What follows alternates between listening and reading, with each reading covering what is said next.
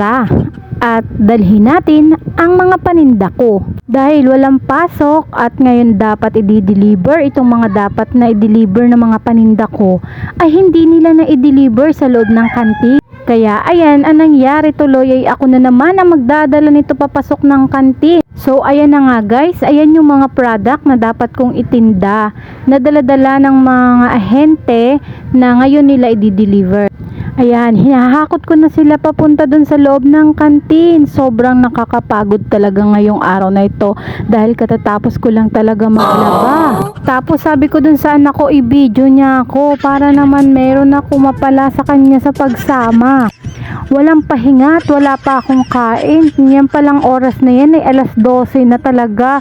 Pananghalian na yan. Tapos pagdating ko, may mga estudyante na at nakahanghang lang yung mga paninda ko. Sobrang laki na lang din kasi walang nakuha dun sa mga paninda. Dahil si Kuya Guard parang umalis at kumain sa kanila kasi nga tanghalian na. So ayun na po, shoutout po pala muna sa ating 24 subscribers. Sobrang nakakataba po ng puso mga kaprobinsya na kahit sa munting video ko lamang po ay na-appreciate ninyo yung aking mga ginagawa. Malayo pa po pero nakakautay-utay na po tayo.